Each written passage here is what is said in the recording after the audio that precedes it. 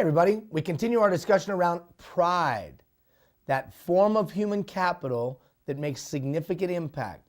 We want to have strategies and tactics for its installation, its cultivation, and its deployment. Yesterday I talked to you about building organizational pride. Today I'm going to talk to you about building individual pride. Tomorrow we'll talk about building community pride, and then I'll have a final thought for you on Thursday. And then I'll see you on Friday.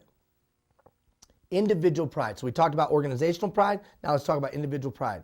So let's put it in the context of an employee, a volunteer, part-time staff, whatever.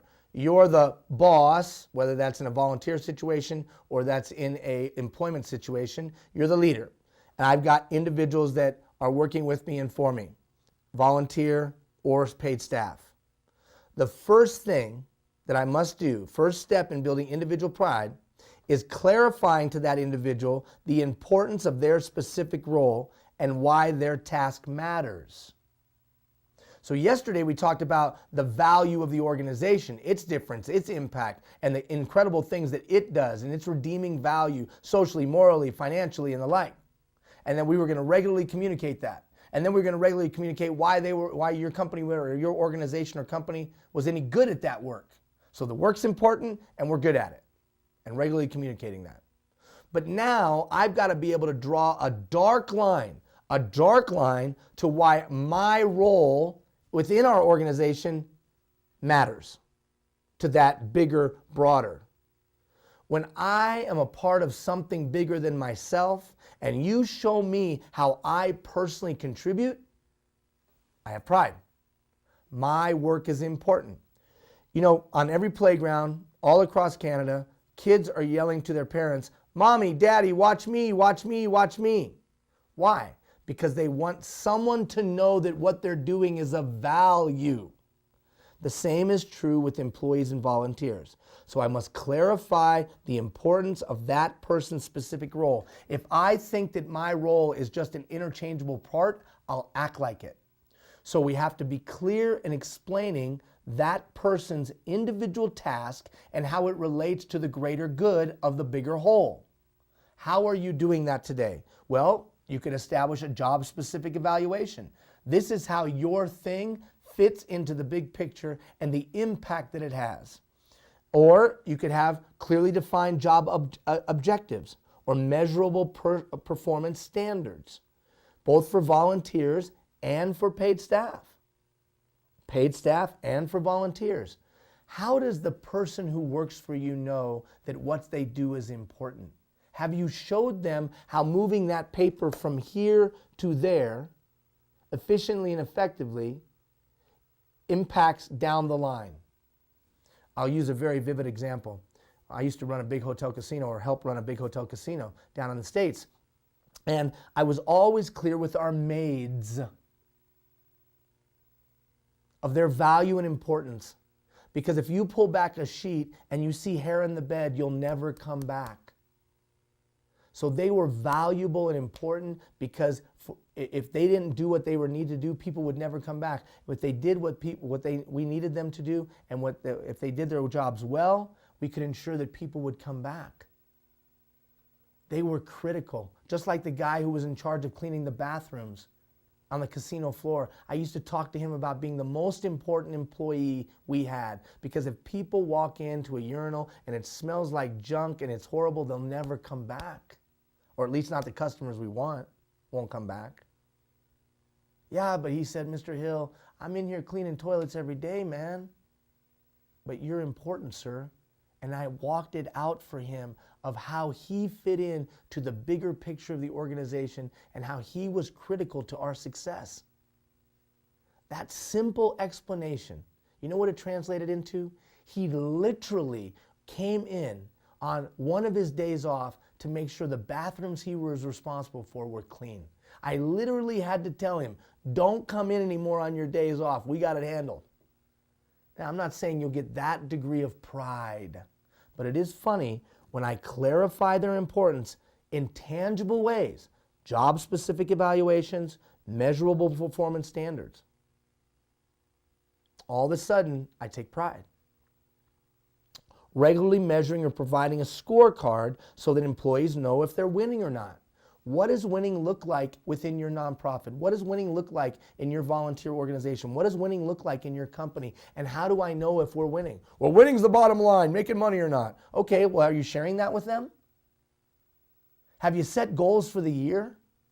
And then do you regularly update me on how we're doing on those goals so that I see how my important role is contributing to the success that we're feeling? You provide people with the opportunity to celebrate. We're doing good. All right. We're doing bad, not so good. See, the scorecard can also be a motivator, especially when you combine the internal scorecard to maybe an industry standard. Here's what others are doing. I don't have to say anything. When I show up the scorecard that says we're at 80, for whatever, for example, 80, and the industry is at 90, I don't have to say a word. Everybody goes, oh crap, we better get better. Or we're at 92 and the industry's at 90. Woo! Don't rob people of the opportunity to celebrate because you think they're going to be afraid of performance standards or some kind of scorecard that you review with them regularly. Share that information with them so that they have a sense of victory. Yeah, but they're going to get upset if it's negative. No, they're not. They're going to look at it, especially if it's objective, and they're going to say, wow, we got to get better. Celebrate in informal and formal ways. Celebrate in formal and formal ways. Now, I'm not a big believer of Employee of the Month. I'm not a big believer of a Volunteer of the Month. Why? Because that means one person won and everybody else lost. I'm a bigger believer of setting a standard, and anybody that goes over the standard, celebrate it.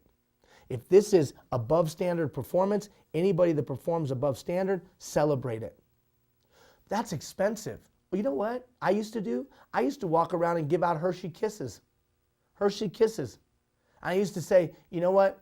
Human Resources prevents me from giving you a kiss, but I want to thank you for all your hard work. So it doesn't have to be anything crazy.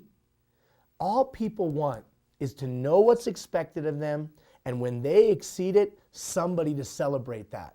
So whether it's a formal employee recognition or whether it's an informal walking around and handing out a Hershey Kiss, what are some ways that you're acknowledging people, not just one, but anybody that performs?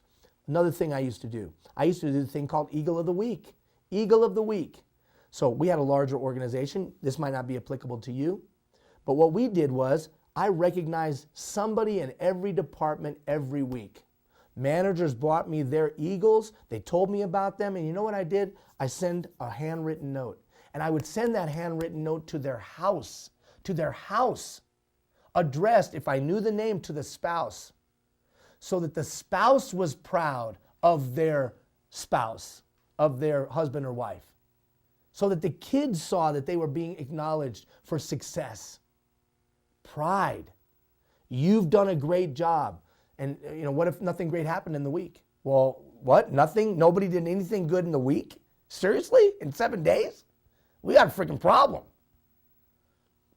But we also have to be ready to coach the poor performance, because nothing lessens pride than than an individual who's continually performing poorly and no one's addressing it.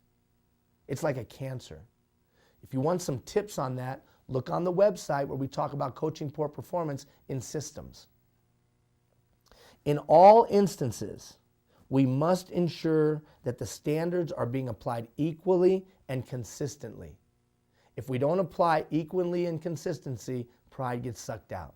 So 1, clarify the importance of the employee. 2, do it in formal ways. 3, make sure you're regularly communicating how that employee is making a difference. And if they are, celebrate it. If they're not, coach them to a point where they can. And then finally, be consistent in the application of all standards to ensure that we don't have poor performers sucking pride out of everybody else. Stay tuned tomorrow. We'll talk about how to build community pride. Take care, everybody.